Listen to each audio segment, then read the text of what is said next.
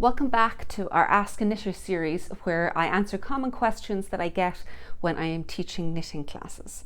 In today's lesson, we're going to take a look at drop shoulder construction and how you can modify it for yourself, what kind of body types it's going to work with, and some of the patterns I've designed that have drop shoulder constructions and some of the details that I've put into them. So come on in and have a look at what's coming on. Remember, if you enjoy the series, subscribe so that you can watch all of the videos in the series. The basics of a drop shoulder is going to be a square.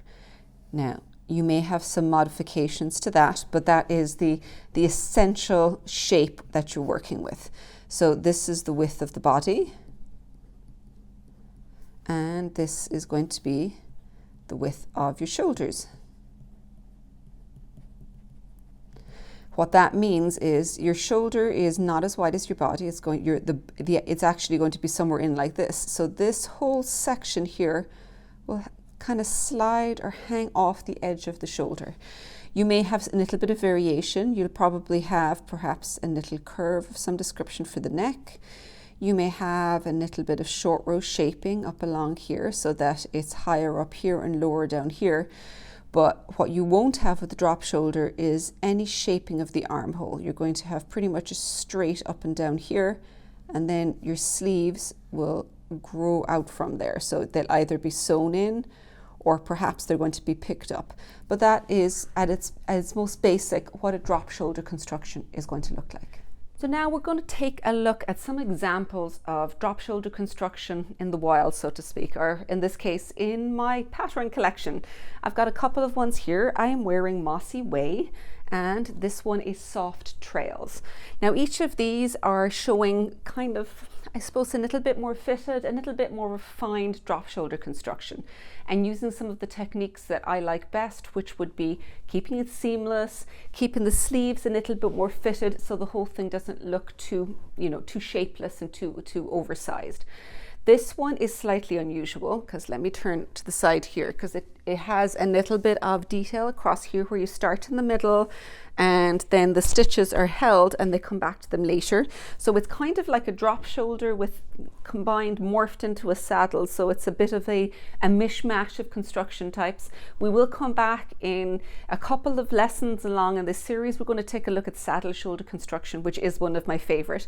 But this is, I'm just talking about the drop shoulder section where you see where this is my shoulder here, but the edge of the actual shoulder blade of the body is out here. So that means that this section here, where you've got the edge of this body, drops off the side of the shoulder. Same here. This is the shoulder of the dummy, and this is the edge of the body, because it's a box like we were showing you in the drawing.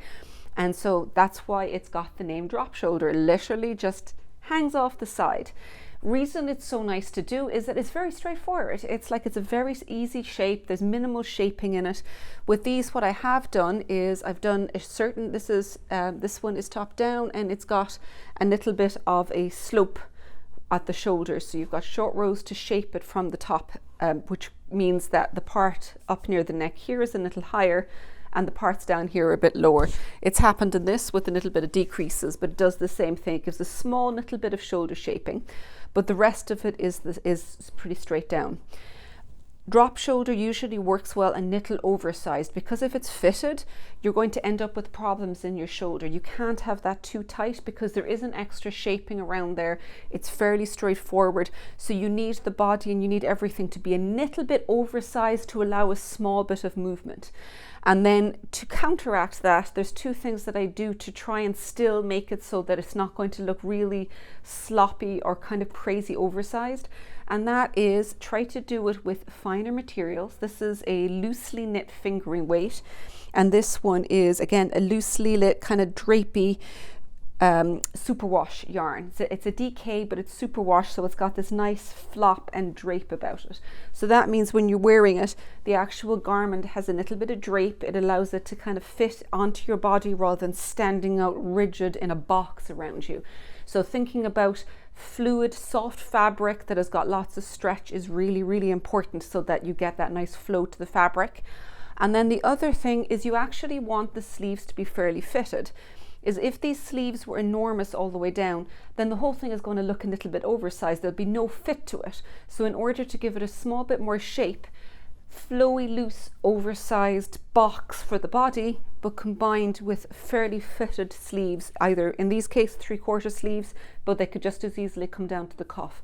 So combining those two together, and you actually end up getting a garment that has got a bit of flow to it, is going to be comfortable to wear because you've got some movement and it's not going to be too tight on the shoulder, but still is going to have a little bit of structure to it, a bit like it fits the actual body it's wearing, as opposed to being like a sack that you're putting on over it. So keep those two things in mind: the yarn, the actual stretch of it, or the fluidity or the drape of what it's being knit, and then having some nice fitted sleeves going with it.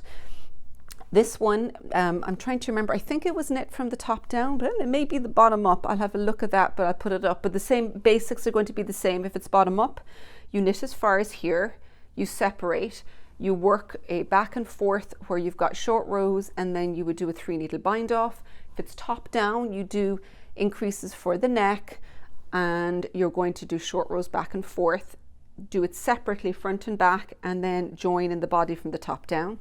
The sleeves are picked up around the armhole, and you do it in the round tube all the way down here with decreases down the bottom.